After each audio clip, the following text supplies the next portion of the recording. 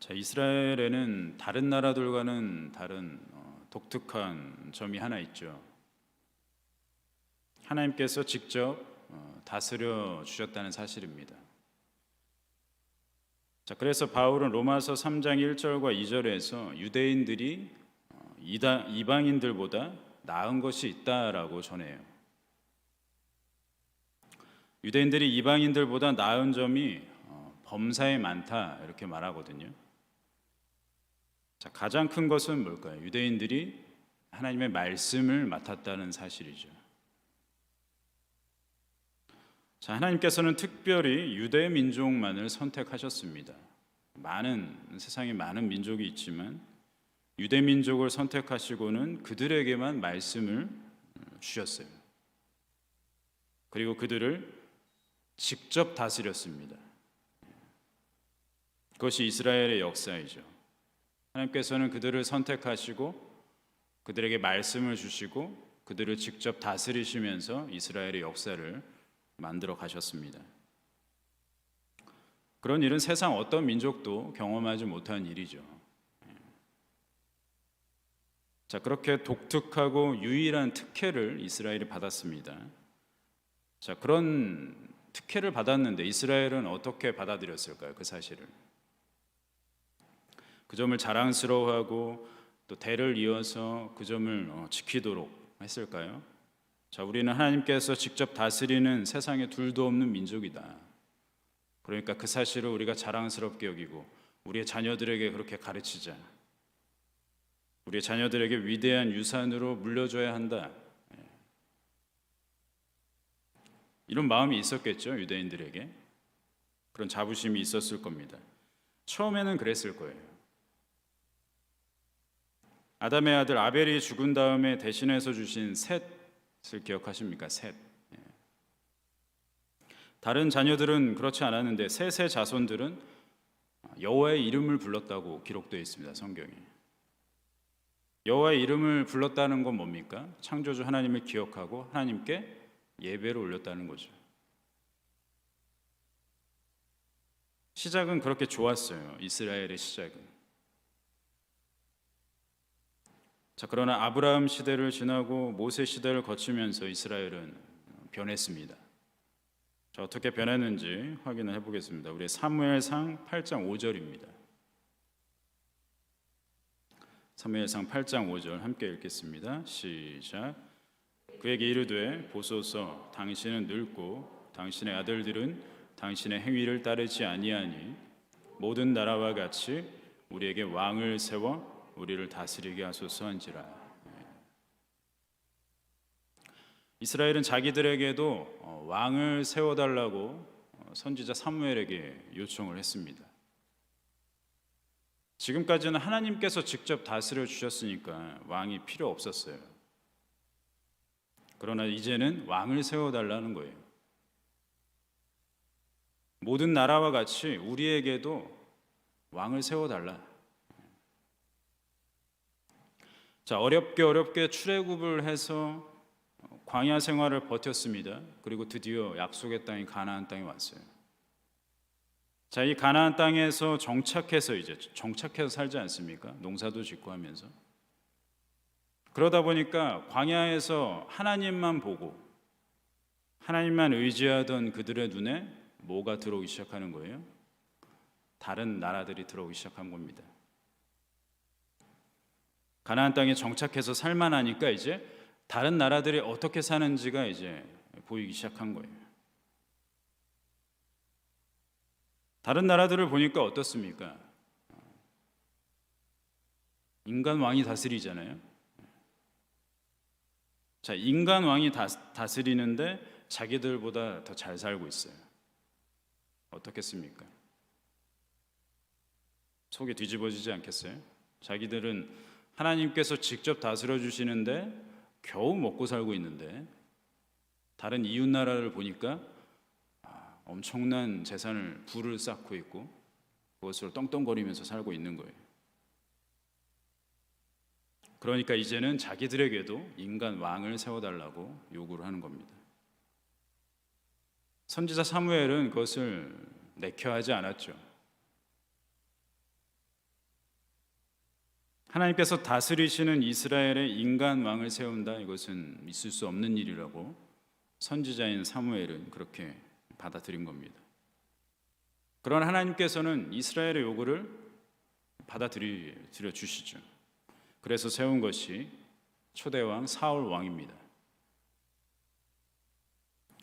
자, 그렇게 원하던 인간 왕을 세웠으면 뭔가 잘 먹고 잘 살면 될 텐데 그러지 못했습니다. 얼마 가지 못해서 위기를 맞죠.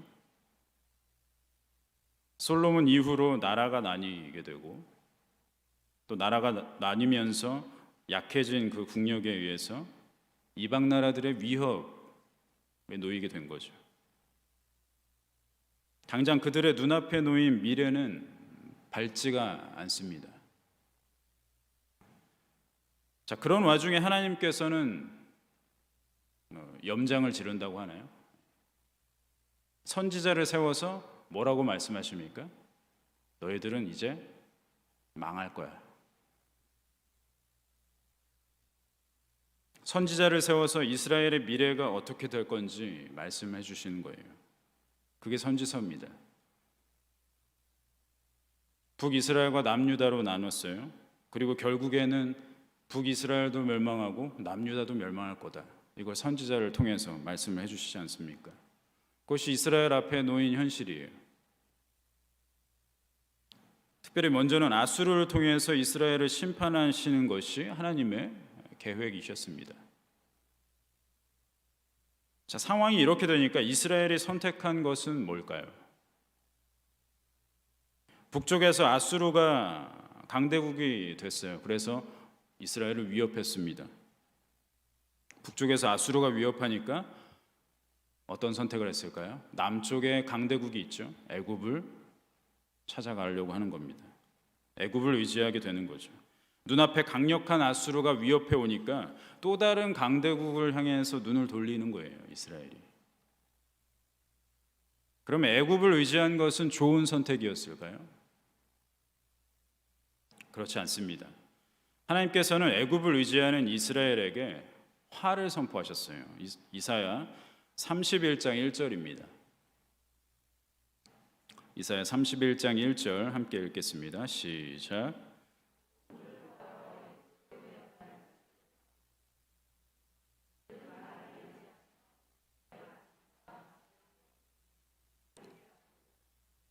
거룩하신 이를 앙모하지 아니하며 여호와를 구하지 아니하나니. 화를 선포하고 계시죠. 애굽으로 내려가는 자들은 화 있을진다. 자, 이스라엘과 함께 하시는 하나님께서 처음에 율법을 주실 때 강조해서 말씀하신 게 있습니다. 그것은 말과 병거를 의지하지 말라는 그런 말씀이었어요. 신명기 17장 16절에 나옵니다. 같이 한번 읽어볼까요? 신명기 17장 16절입니다. 시작. 그는 병마를 많이 두지 말 것이요 병마를 많이 얻으려고 그 백성을 애굽으로 돌아가게 하지 말 것이니 이는 여호와께서 너희에게 이르시기를 너희가 이후에는 그 길로 다시 돌아가지 말 것이라 하셨음이며. 하나님께서는 이미 신명기 말씀은 처음에 주셨던 율법이잖아요. 이미 이스라엘이 나중에 인간왕을 세워달라고 요구하실 것을 아셨던 거예요. 그래서 인간 왕이 지켜야 할 조항들을 말씀을 주신 겁니다. 자, 나중에 힘이 필요할 때 애굽의 병마를 의지하여 구하러 가지 말라라고 말씀하시는 거예요. 이스라엘이 아수르에게 위협을 당할 때가 정확하게 이 상황인 겁니다. 말과 병거가 많이 필요한 상황. 그래서 그 힘으로 아수르를 물리쳐야 될 상황.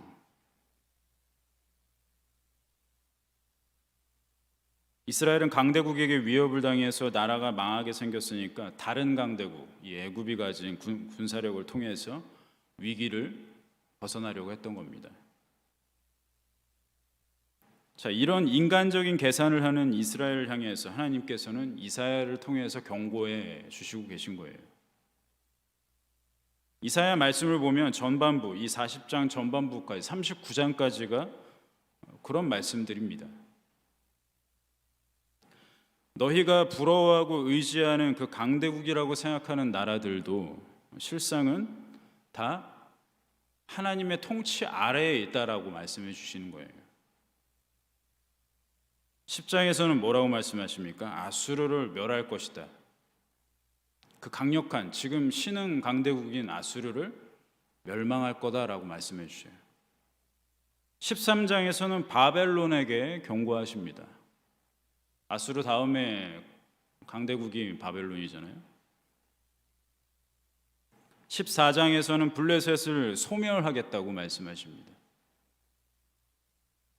15장에서는 모압을 황폐하게 하겠다고 하시죠. 17장에서는 다메섹을 멸하겠다고 말씀하십니다. 18장에서는 구스가 슬픈 땅이 될 거다라고 말씀하세요.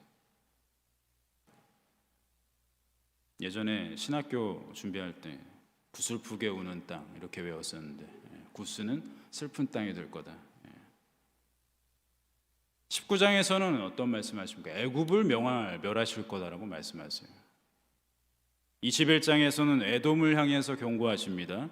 23장에서는 해상무역으로 번창하고 있던 두로와 시돈에 대해서도 경고의 말씀을 주세요. 이렇게 땅들을 향해서 경고하십니다. 결국에는 모든 나라들이 다 황폐하게 될 거다라고 선포하시는 거죠. 그 말씀을 종합적으로 말씀하시고 있는 본문이 있습니다. 우리 이사야 24장 1절에서 13절입니다. 길지만 한번 읽어볼게요. 우리 교독하겠습니다. 이사야 24장 1절에서 13절까지. 보라, 여호와께서 땅을 공허하게 하시며 황폐하게 하시며 지면을 뒤집어 엎으시고 그 주민을 흩으시리니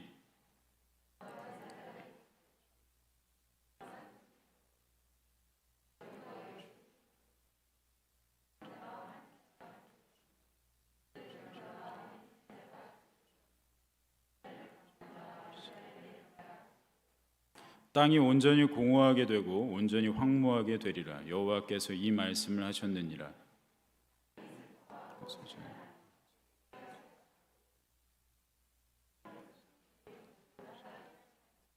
땅이 또한 그 주민 아래에서 더럽게 되었으니 이는 그들이 율법을 범하며 율례를 어기며 영원한 언약을 깨뜨렸습니다.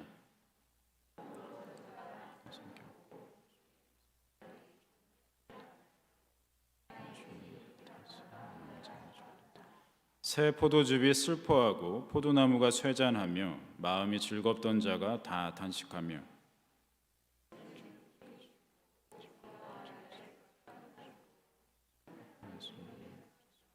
노래하면서 포도주를 마시지 못하고 독주는 그 마시는 자에게 쓰게 될 것이라.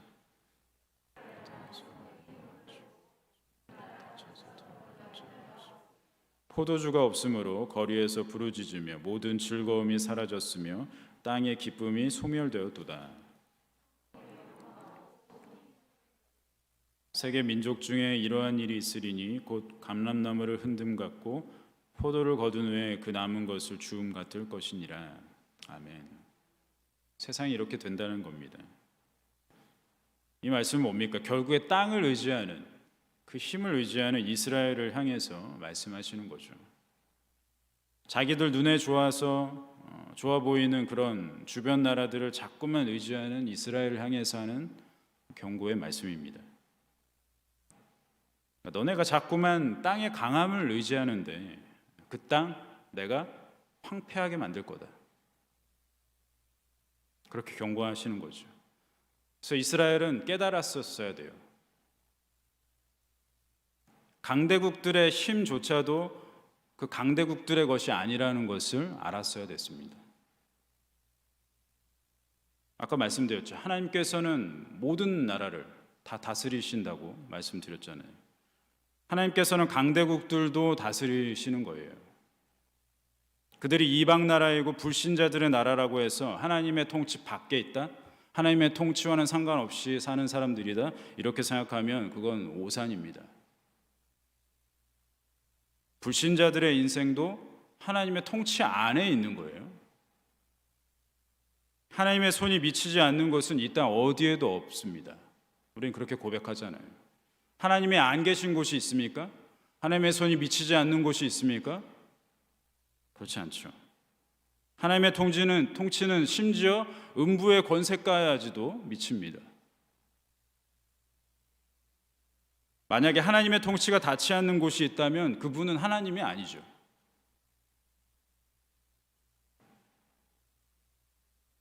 우리 하나님의 통치는 모든 피조 세계에 다 있습니다. 우리가 그런 하나님을 믿는다면 불신자들의 나라도, 모든 국민, 전 국민이 불교인 나라도, 전 국민이 이슬람인 나라도, 저 북한 땅도 하나님의 섭리가 다스린다는 걸 우리는 믿을 수 있는 것이죠. 하나님께서 특정한 어떤 나라들을 강하게 하시는 이유가 있습니다. 이사야 10장 5절 6절 보겠습니다. 과연 그들을 왜 강하게 하시는가? 불신자들의 나라인데, 이방 나라인데 그 이유를 말씀해 주시는 말씀입니다. 우리 이사야 10장 5절 6절 한 목소리로 읽겠습니다. 시작. 아수르 사람은 화 있을진저 그는 내 진노의 막대기요 그 손의 몽둥이는 내 분노라. 내가 그를 보내어 경건하지 아니한 나라를 치게 하며 내가 그에게 명령하여 나를 노하게 한 백성을 쳐서 탈취하며 노략하게 하며 또 그들을 길거리에 진흙같이 짓밟게 하려 하거니와. 이 말씀에 이어지는 10절에서는 내 손이 이미 우상을 섬기는 나라들에 미쳤다 이렇게 말씀합니다. 모든 이방 나라들조차도 하나님의 손에 있다라는 걸 말씀해 주시는 거죠. 하나님께서는 주변의 강한 나라들을 뭐로 쓰신다는 겁니까? 막대기, 몽둥이로 쓰신다는 거예요. 그래서 그 막대기와 몽둥이로 경건하지 않은 나라를 치시겠다는 겁니다. 심판하시겠다는 거죠. 그래서 그 나라들을 강하게 하시는 거예요. 그들이 뭐 이뻐서 강하게 하시겠습니까? 다 계획이 있으신 거죠. 이스라엘을 치시기 위해서 이스라엘 주변에 강한 나라들을 두시는 거죠. 아수르가 그랬고 바벨론이 그랬고 애굽이 그랬습니다. 그러나 우리는 동시에 이스라엘 향한 하나님의 계획이 심판에만 있지 않다라는 걸 봐야 됩니다. 인생을 향한 하나님의 계획도 마찬가지죠. 멸망이 아닙니다. 회복이고 구원이죠. 하나님의 계획은 그렇습니다. 그래서 우리는 망하게 될 때 동시에 회복과 구원을 같이 바라봐야 되는 거예요. 하나님께서 사탄을 이용해서 욥을 망하게 하는 것이 하나님의 계획이 아니라는 것을 우리는 욥기를 통해서 보잖아요. 하나님께서 강력한 이방 나라들을 막대기로 사용해서 이스라엘을 치시는 이유가 분명하게 있다는 거예요. 왜 그렇습니까? 이스라엘 사랑해서 그렇죠. 사랑하시기 때문에 매를 드신다는 겁니다. 순금같이 연단하기 위해서 그렇다는 겁니다. 그래서 욥이 이런 고백을 하죠. 욥기 23장 10절입니다. 함께 읽습니다. 시작.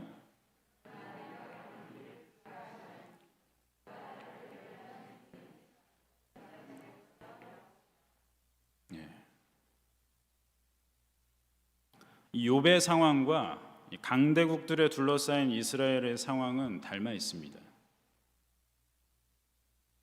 자, 욥이 저 고백을 한 상황이 있습니다. 저 고백만 봐서는 욥이 어떤 상황인지 잘 몰라요. 욥은 그저 신실한 사람이구나 이렇게 생각할 수 있어요. 자, 23장 욥기 23장 8절과 9절입니다. 함께 있습니다. 시작. 그런데 내가 앞으로 가도 그가 안히 계시고 뒤로 가도 보이지 아니하며 그가 왼쪽에서 일하시나 내가 만날 수 없고 그가 오른쪽으로 돌이키시나 배울 수 없구나. 욥이 지금 어떤 상황입니까? 하나님을 찾으려고 하지만 하나님을 만날 수 없는 상황인 거예요. 앞뒤도 안 계시고 좌우도 안 계신 거예요. 그럼 하나님은 안 계신 분입니까? 그렇지 않죠. 하나님은 계신 분이잖아요. 근데 욥이 못 찾는 거죠. 같은 맥락에서 이스라엘도 마찬가지입니다. 이방 나라들이 강력한 군사력으로 자신들을 위협하는 이 상황에서 정신 못 차리고 있는 거예요. 마치 권투 경기에서 KO 당한 그런 선수처럼 센 펀치를 맞고 정신을 잃고 해롱해롱거리고 있는 그런 상황인 겁니다. 그래서 겨우 정신을 차려서 일어나서 한다는 게 뭡니까? 어디 자기 좀 도와줄 강한 나라 없나? 그러고 있는 겁니다. 자꾸만 눈이 애굽을 향해 가는 거예요. 애굽의 병마를 의지하려고 하는 겁니다. 이스라엘이 정말로 정신 차리려면 어떻게 해야 됩니까? 욥이 사방을 살펴도 하나님을 만날 수 없었을 때 어떤 마음을 가졌는지 그걸 알아야겠죠. 욥기 23장 11절과 12절입니다. 함께 읽겠습니다. 시작. 내 발이 그의 걸음을 바로 따랐으며 내가 그의 길을 지켜 치우치지 아니하였고 내가 그의 입술의 명령을 어기지 아니하고 정한 음식보다 그의 입의 말씀을 귀히 여겼도다. 아멘. 욥은 말씀 앞에 서기로 정한 겁니다. 말씀을 귀하게 여기고 말씀 앞에 서게 되면 보이지 않던 하나님이 보일 거다라고 고백하는 거예요. 구약에서 길이라는 것은 뭡니까? 길이라는 것은 대부분 하나님의 말씀을 뜻합니다. 우리가 잘 아는 시편 1편에도 그렇게 말씀이 나오죠. 짧은 말씀이니까 같이 한번 보겠습니다. 시편 1편 1절에서 6절 한 목소리로 시작. 복 있는 사람은 악인들의 꾀를 따르지 아니하며 죄인들의 길에 서지 아니하며 오만한 자들의 자리에 앉지 아니하고 오직 여호와의 율법을 즐거워하여 그의 율법을 주야로 묵상하는도다. 그는 시냇가에 심은 나무가 철을 따라 열매를 맺으며 그 잎사귀가 마르지 아니함 같으니 그가 하는 모든 일이 다 형통하리로다. 악인들은 그렇지 아니하며 오직 바람에 나는 겨와 같도다. 그러므로 악인들은 심판을 견디지 못하며 죄인들이 의인들의 모임에 들지 못하리로다. 무릇 의인들의 길은 여호와께서 인정하시나 악인들의 길은 망하리로다. 아멘.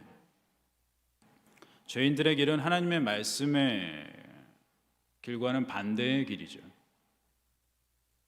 하나님의 말씀을 묵상하는 것이 의인들의 길입니다.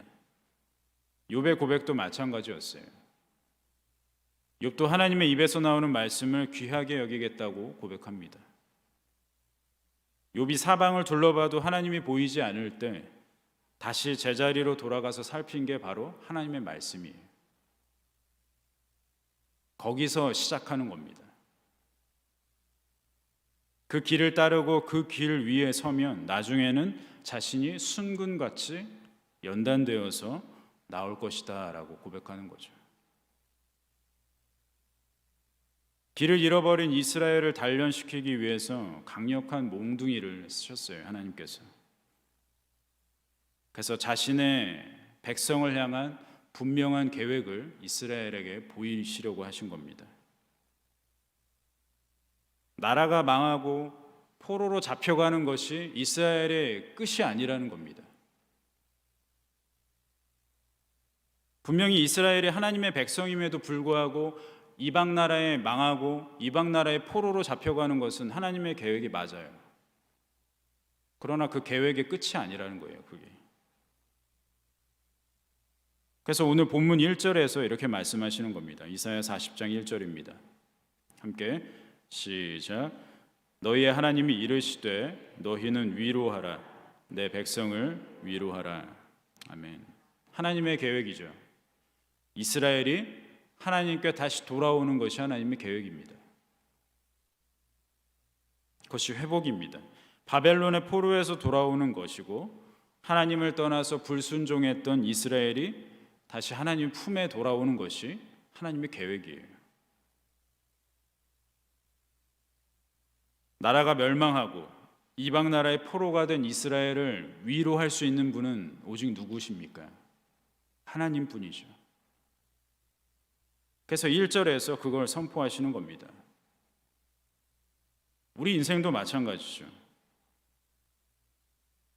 우리 인생에서 진정으로 위로받을 수 있는 분은 하나님입니다. 우리의 배우자도 아닙니다. 우리가 아는 어떤 분도 아니죠. 물질로 위로받으려거나 사람의 위로는 아주 잠깐 효력이 있을 뿐이에요. 그런 것들은 잠시 있다가 지나가는 것이라고 말씀합니다. 오늘 본문 6절, 7절 보겠습니다. 6절과 7절 함께 시작. 말하는 자의 소리여 이르되 외치라. 대답하되 내가 무엇이라 외치리까 하니 이르되 모든 육체는 풀이요 그의 모든 아름다움은 들의 꽃과 같으니 풀은 마르고 꽃이 시들면 여호와의 기운이 그 위에 불미라. 이 백성은 실로 풀이로다. 아멘. 모든 육체가 풀이라고 말씀하십니다. 그리고 그 풀은 마를 것이고 시들어서 없어질 것이다 라고 말씀하시는 거예요. 우리 인생이 눈에 보이는 것을 의지한다면 그런 것들은 다 뭐라고 하는 겁니까? 풀이라는 거예요. 잠시 있다가 사라질 것이라는 겁니다.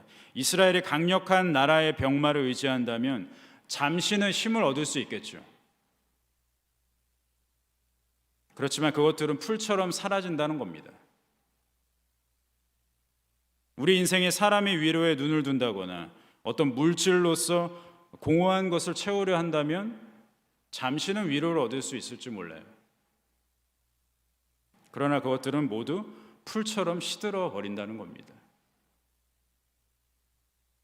우리 인생 앞에 문제가 닥쳐올 때 무엇을 바라보시겠습니까? 이 문제를 가장 잘 해결해 줄 그런 사람을 찾겠습니까? 그 사람을 보겠습니까? 아니면 물질의 힘을 빌려서 그 문제를 해결하실 겁니까? 우리 인생의 사람과 물질은 대안이 될 수 없습니다. 보이는 사람과 물질을 의지하려는 우리에게 하나님께서는 오늘 본문의 8절로 우리에게 도전하십니다. 8절입니다. 함께 읽습니다. 시작. 풀은 마르고 꽃은 시드나 우리 하나님의 말씀은 영원히 서리라. 아멘. 욥은 하나님의 말씀에 서기로 했을 때 비로소 보이지 않던 하나님을 보게 됐습니다. 하나님은 영이시죠. 지난 주일에 김학인 목사님 통해서 말씀을 드렸지 않습니까? 하나님은 보이지 않는 영이십니다. 그러나 우리에게 보이는 분으로 왔어요. 말씀이신 분이 육체가 돼서 이 땅에 오셨습니다. 그분이 예수 그리스도, 우리 하나님이시잖아요. 그리고 우리는 날마다 하나님을 보면서 삽니다. 이 성경 보이는 하나님이에요. 우리 인생이 불쌍해서 보이는 하나님을 주신 겁니다. 하나님이 이 성경책에 뭐가 필요하겠습니까? 우리를 위해서 주시는 거죠. 하나님은 보이시지 않으니까 자꾸만 딴 데로 눈이 가니까 보이는 하나님을 우리에게 주신 겁니다. 너네가 이거 보고 나를 따르라. 우리가 말씀을 소중하게 여겨야 되는 이유가 바로 여기 있는 겁니다. 우리는 잠시만 보이지 않아도 한눈을 팔잖아요. 마치 어린아이가 엄마가 눈에 잠깐 보이지 않을 때 그 엄마를 계속 찾는 것처럼 이 인생이 그렇다는 겁니다. 보이지 않는 하나님을 계속해서 보자니 잘 안 보이니까 자꾸 다른 데 눈이 가는 겁니다.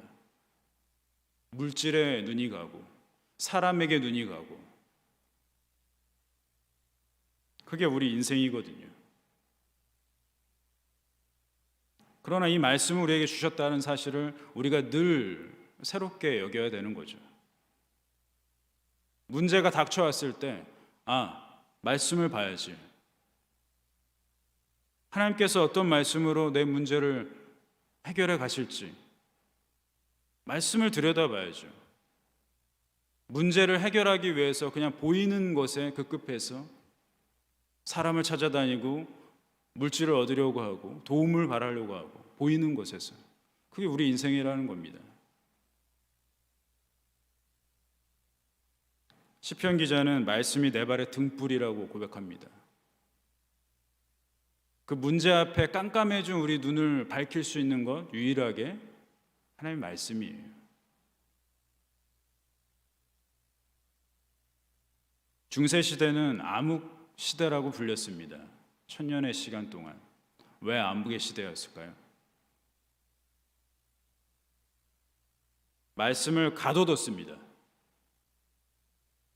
사제들이 말씀을 가뒀어요.